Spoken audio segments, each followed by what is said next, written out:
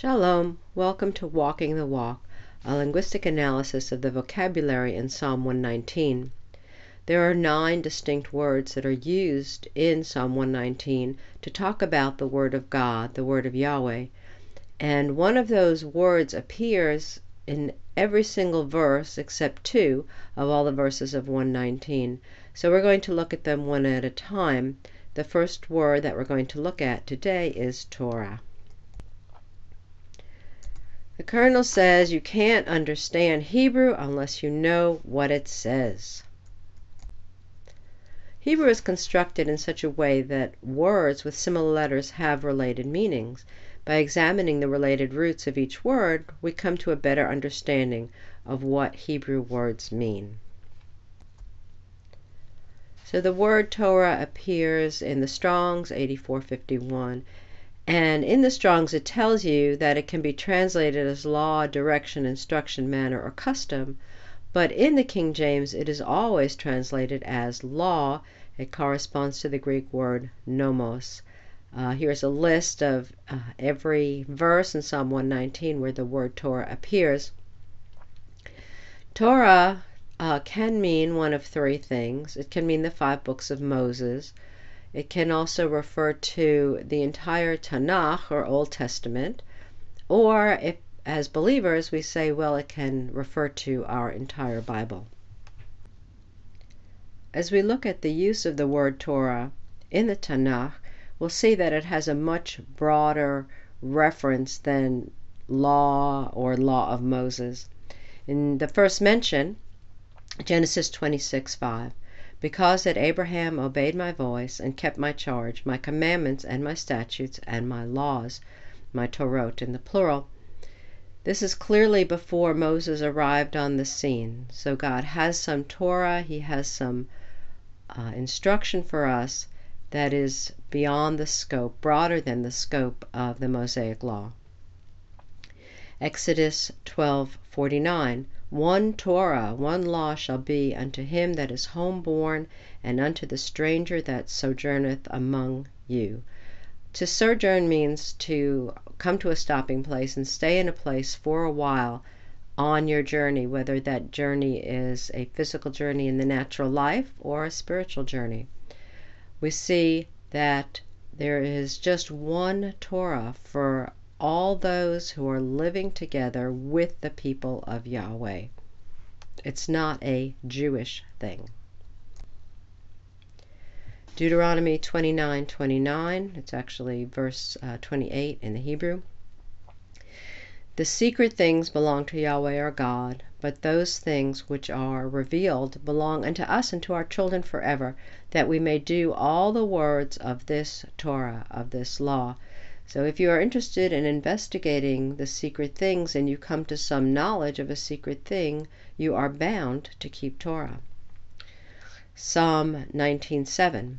The Torah, the law of Yahweh, is perfect, converting the soul. The testimony of Yahweh is sure, making wise the simple. Likewise in Romans, in the book of Romans, chapter 10, verse 17, it tells you, faith comes by hearing, and hearing by the word of God. So when you hear the word, when you hear the Torah of Yahweh, it converts your soul and it gives you faith. Psalm 40, verse 8. I delight to do thy will, O my God. Yea, thy Torah, thy law is within my heart. And we're going to see later that that's a promise of Yahweh, that he will put the Torah in your heart. Proverbs 1:8. My son, hear the instruction of thy father, and forsake not the Torah of thy mother.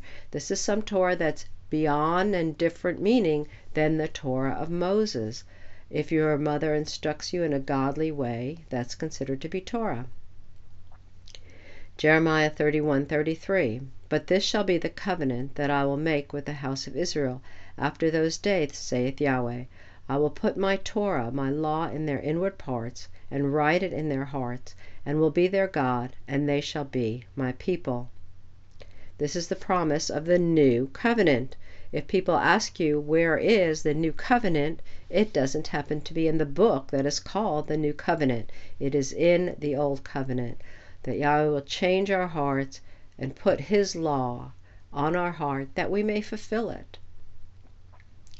Hosea 8:11. Because Ephraim hath made many altars to sin, altars shall be unto him to sin. I have written to him the great things of my Torah, of my law, but they were counted as a strange thing. There are many people who say they're believers in the one true God of Abraham, Isaac, and Jacob. They look at Torah and they don't understand it. They say, oh, we don't have to do that. It's something different. It's for a different group of people or a different time. And they count it as a strange thing. The root of the word Torah is yara, Strong's 3384, and it means to send something in a direction, to throw, to shoot an arrow in a direction, to cast in terms of throwing, to cast water, to pour water or rain. Exodus 15:4. Pharaoh's chariots and his host hath he cast into the sea. His chosen captains are also drowned in the Reed Sea. 1 Samuel 20:36. And he said unto his lad, Run, find out now the arrows which I shoot. And as the lad ran, he shot an arrow beyond him. Genesis 46:28. And he sent Judah before him unto Joseph, to direct his face unto Goshen, and they came into the land of Goshen. Exodus 4:12. Now therefore go, and I will be with thy mouth, and teach thee what thou shalt say. Hosea 10:12. Sow to yourselves in righteousness, reap in mercy, break up your fallow ground, for it is time to seek Yahweh, till he come and rain righteousness upon you. All these are ideas of sending something in a direction. A word which comes from this root is yoreh, and it means the first or the former rain. The former rain is the rain that comes in the fall, the autumn rain, and this is the rain that makes the ground soft for plowing. Let's read these scriptures. Deuteronomy 11:14.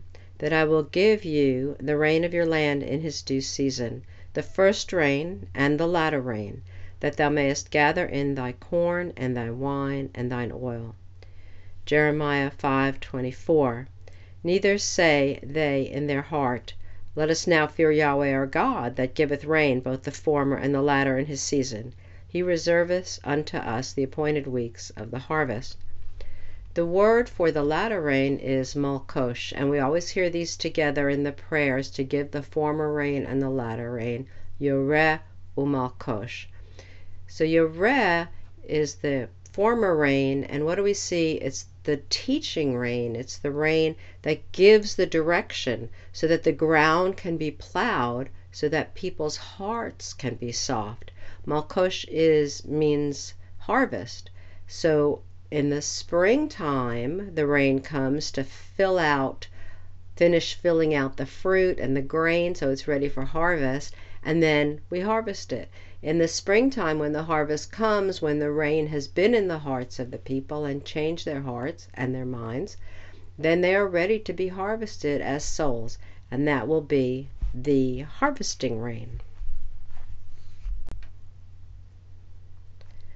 Another word that comes from this root is morah, and or moreh. If you have been in a Hebrew class, you know that your teacher is called the moreh. Comes from the root yara, to teach. It can also mean the former rain. As you study Hebrew, you will learn that that initial mem will make a noun. In Joel 2:23, be glad then, ye children of Zion, and rejoice in Yahweh your God, for he hath given you the former rain moderately, and he will cause to come down for you the rain, the former rain, and the latter rain in the first month. It should be noted here that moderately is not what it says in Hebrew at all. The Hebrew says litzedakah, which means for righteousness, and we're going to see that righteousness comes by the rain. In Habakkuk 2:18, What profiteth the graven image, that the maker thereof hath graven it, the molten image, and a teacher of lies, that the maker of his work trusteth therein to make dumb idols? So both these translations come from Yara, the teaching, the direction, the casting forth of the water.